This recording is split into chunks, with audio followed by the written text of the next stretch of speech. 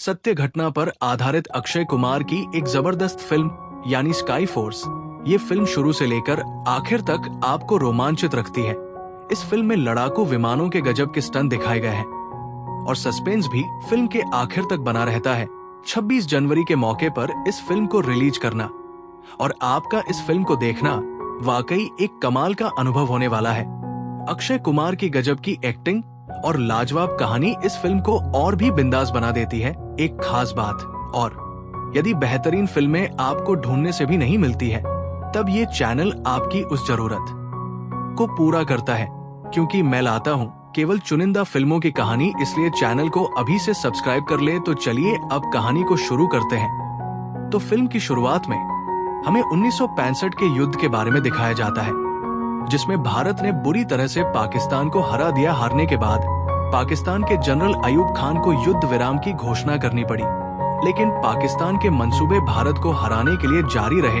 इसीलिए आज पाकिस्तान ने फिर से सन 1971 में इंडियन एयर बेस पर हमला कर दिया, जिसमें इंडियन एयर फोर्स की टीम ने पाकिस्तान को करारा जवाब दिया।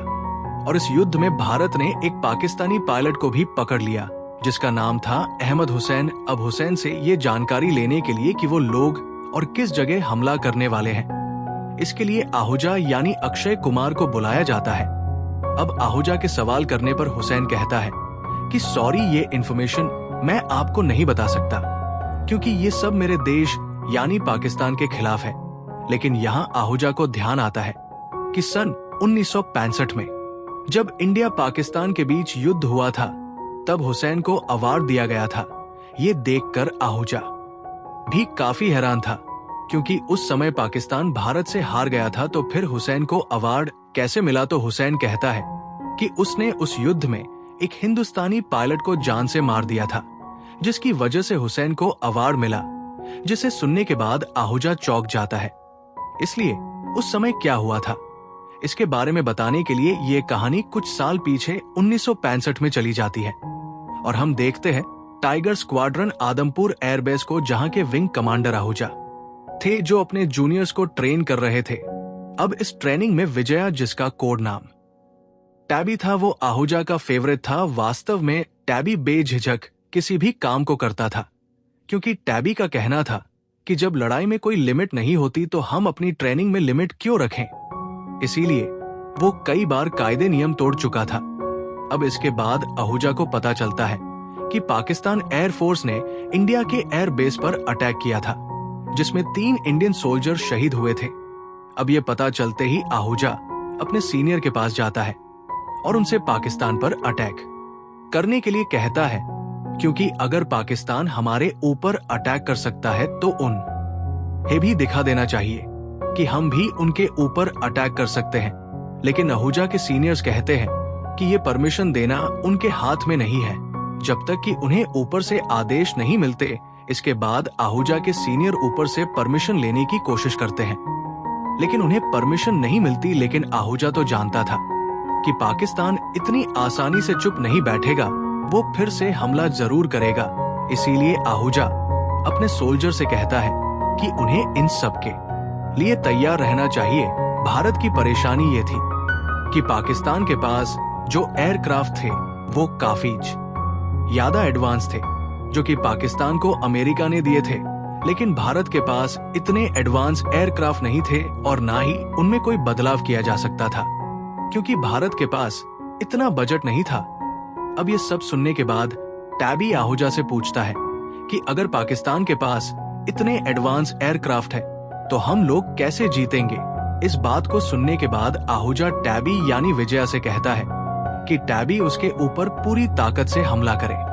और जैसे ही टैबी आहूजा पर हमला करता है तो तुरंत ही आहूजा टैबी को पकड़कर आगे की तरफ धक्का दे देता है, जिससे टैबी दूर दीवार पर जाकर टकराता है। वास्तव में यहाँ आहूजा का कहने का मतलब था कि आपको अमेरिकन एयरक्राफ्ट की ताकत को उसी के खिलाफ इस्तेमाल करना होगा, और हमारे सोल्जर समझ जाते हैं।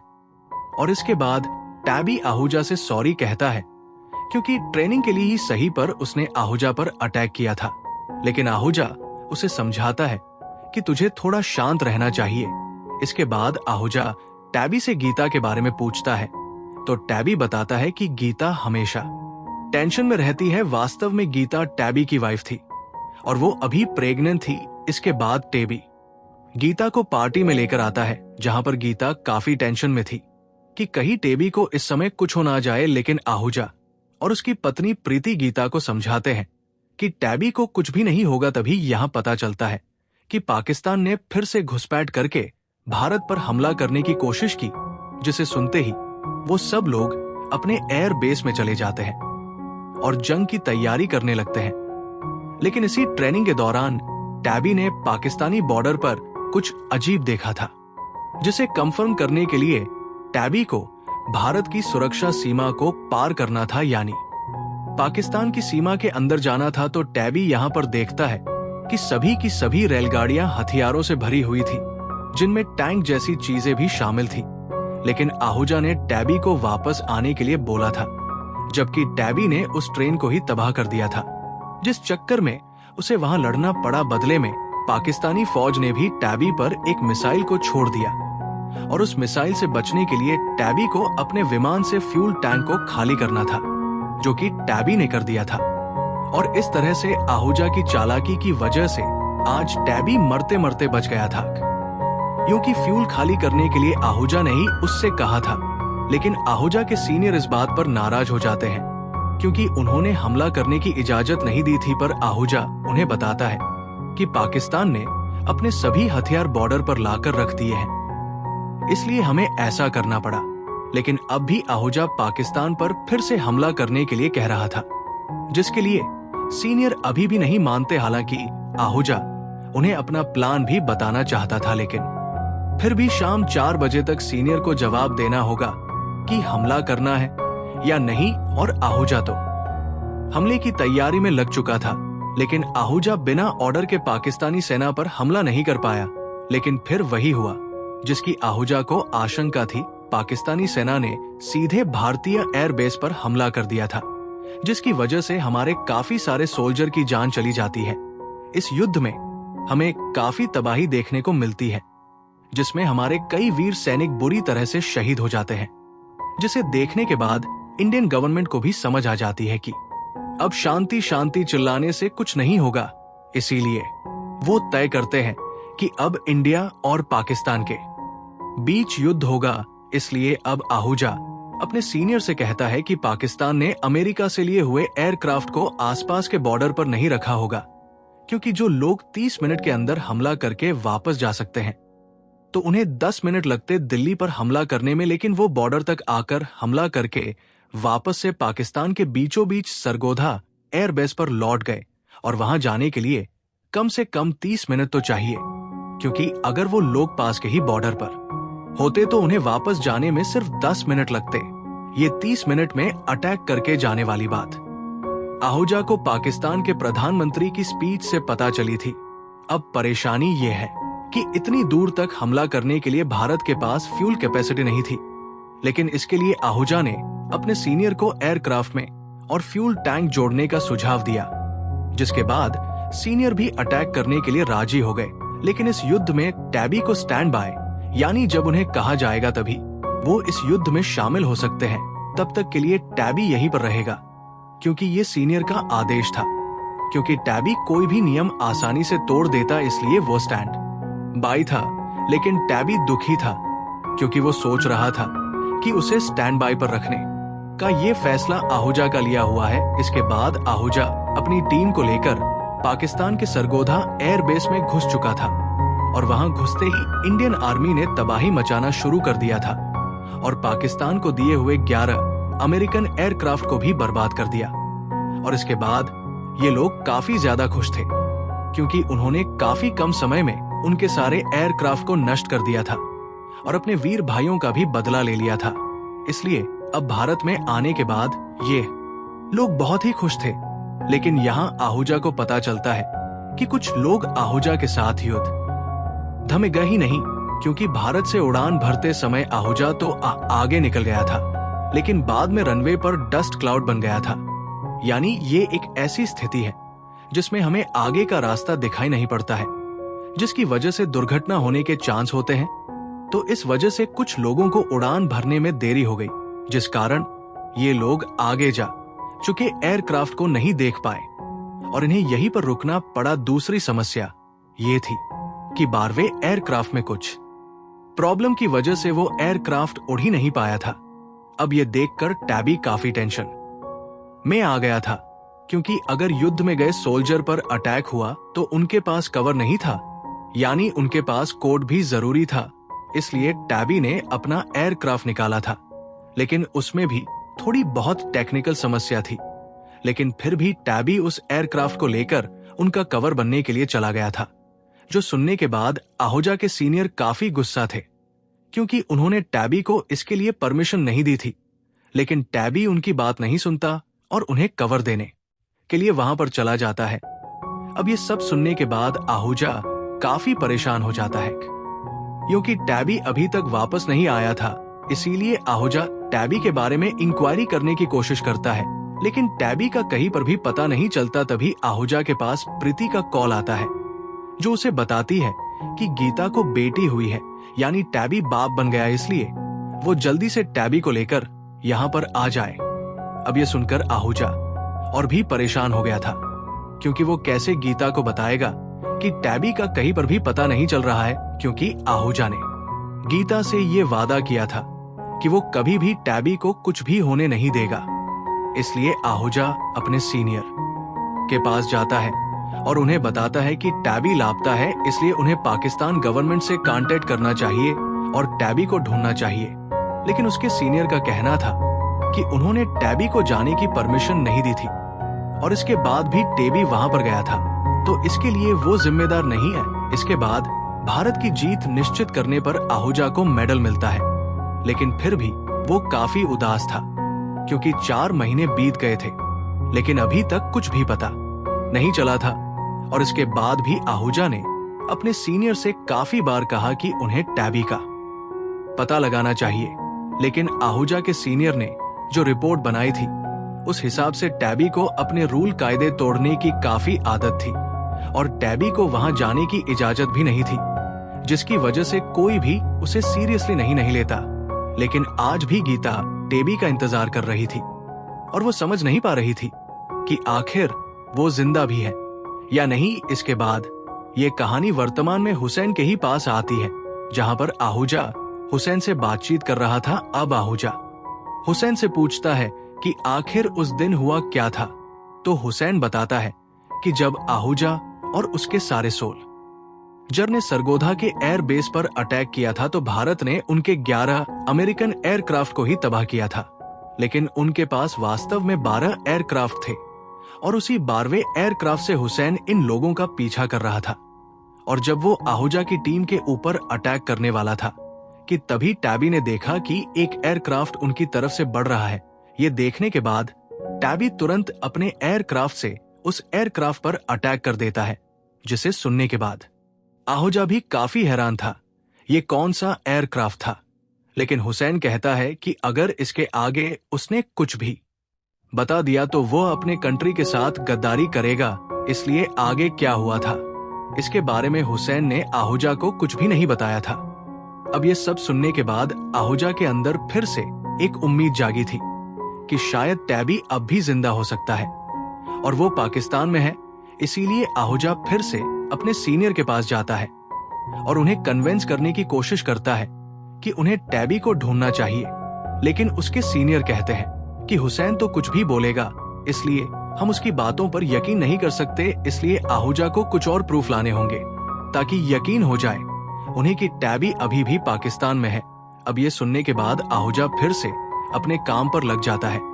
वो सभी लोगों को फिर से कांटेक्ट करता है और उनसे कहता है कि वो टैबी के बारे में सारी इंफॉर्मेशन निकाले और ये भी पता करे कि उस दिन क्या हुआ था। पर इतना ट्राई करने के बाद भी आहूजा के पास ज्यादा इंफॉर्मेशन नहीं आई, जिसकी वजह से आहूजा काफी ज्यादा परेशान था। लेकिन प्रीति उसे समझाती है कि उसे फिर से एक बार हुसैन से बात करनी चाहिए, क्योंकि कल ही हुसैन को पाकिस्तान भेजा जा रहा था। और इसके बाद अगले दिन आहूजा फिर से हुसैन से बात करता है, लेकिन हुसैन ने अभी भी आहूजा को कुछ भी नहीं बताया था। लेकिन हुसैन के जाते समय आहूजा उससे कहता है कि तुम अभी तक भारत में फंसे हुए हो, लेकिन अब तुम वापस जा रहे हो तो तुम्हारे परिवार वाले काफी ज्यादा खुश होंगे। इसलिए हुसैन को भी ये सोचना चाहिए कि अगर कोई इंडियन सोल्जर पाकिस्तान में फंसा है तो उसके घर वाले भी यहाँ पर उसका इंतजार कर रहे हैं। पर ये सब सुनने के बाद भी हुसैन ने कुछ नहीं बताया और अपने घर पाकिस्तान चला गया है। अब उसके जाने के बाद आहूजा को भी यकीन हो गया था कि शायद अब वो टैबी के बारे में कभी भी पता नहीं कर पाएगा। और इस तरह कोशिश करते करते 19 साल बीत गए।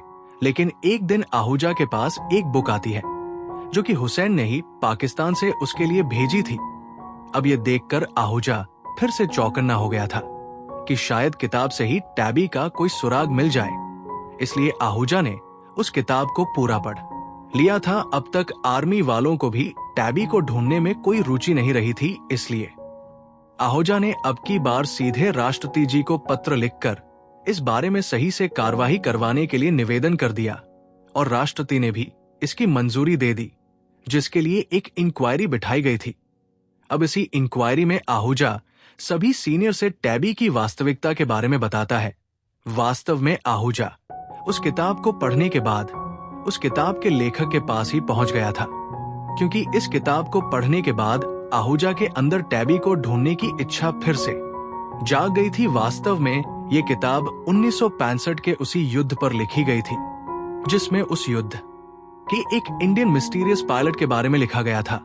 अब उस किताब का लेखक यानी जॉन आहूजा को बताता है कि उसने उस पायलट के बारे में और बहुत कुछ लिखा था, लेकिन वो उसे अपनी बुक में छाप नहीं पाया क्योंकि पाकिस्तान गवर्नमेंट ने वो सब अलाउड नहीं किया।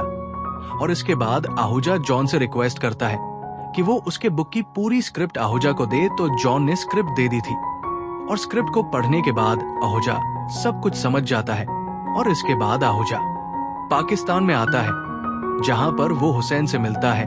अब हुसैन आहूजा को बताता है कि वह उस समय में पाकिस्तान की आर्मी में था, इसलिए मैं तुम्हें कुछ बता नहीं पाया। अगर वो कुछ भी बताता तो वो अपने देश के साथ गद्दारी करता, लेकिन अब मैं रिटायर हो चुका हूँ, इसलिए अब मैं आपको बता सकता हूँ कि उस दिन क्या हुआ था। इसके बाद कहानी फिर से 1965 में चली जाती है, जहां पर आहूजा अपनी टीम के साथ सरगोधा पर अटैक करके वापस इंडियन एयर बेस के लिए जा रहे थे। और उस दिन हुसैन अपने अमेरिकन एयरक्राफ्ट से उनका पीछा करने लगा था। अब जैसे ही हुसैन इनके ऊपर अटैक करने वाला था कि तभी उसने एक इंडियन एयरक्राफ्ट को अपनी तरफ आते हुए देखा और तुरंत ही हुसैन ने उसके ऊपर अटैक किया। हुसैन को लगा कि वो एयरक्राफ्ट खत्म हो जाएगा, लेकिन टैबी ने खुद को और अपने एयरक्राफ्ट को बचा लिया था और टैबी फिर से हुसैन के पीछे पड़ गया। और इसके बाद हुसैन और टैबी में काफी देर तक जंग हुई, जहां पर वह दोनों एक दूसरे पर भारी पड़ रहे थे। जहां हुसैन के पास इतना एडवांस टेक्नोलॉजी वाला एयरक्राफ्ट था तो वही टैबी के पास पुराना एयरक्राफ्ट था, लेकिन फिर भी टैबी इतनी बहादुरी से ये सब कर रहा था, जिसे देखकर हुसैन भी काफी चकित था। वो समझ गया था कि टैबी एक बेस्ट पायलट है। उन दोनों में काफी देर तक जंग हुई। इस लड़ाई में टैबी समझ गया था कि वो नहीं बचेगा, क्योंकि उसे एक गोली भी लग चुकी थी। इसलिए मरने से पहले उसने हुसैन के एयरक्राफ्ट से सीधी टक्कर कर दी, जिसमें हुसैन तो पैराशूट लेकर निकल गया और वो बच गया, लेकिन टैबी जख्मी होने की वजह से वो अपना पैराशूट लेकर निकल नहीं पाया और एक नई मिसाल कायम करते हुए टैबी शहीद हो गया। अब इंक्वायरी में आहूजा सीनियर को बताता है अगर टैबी चाहता तो वो भाग सकता था, लेकिन हम सबकी भलाई के लिए वो अकेला उस अमेरिकन एयरक्राफ्ट से भिड़ गया। आहूजा ने ये भी बताया कि जब अमेरिका को पता चला था कि एक इंडियन सोल्जर ने अपने पुराने एयरक्राफ्ट से उनके एडवांस एयरक्राफ्ट को डिस्ट्रॉय कर दिया, तब वो भी काफी ज्यादा हैरान हो गए थे। और इसके बाद उन्होंने पता किया कि उनके क्राफ्ट में आखिर क्या प्रॉब्लम थी, जिसकी वजह से टैबी उनके एयरक्राफ्ट को खत्म कर पाया था।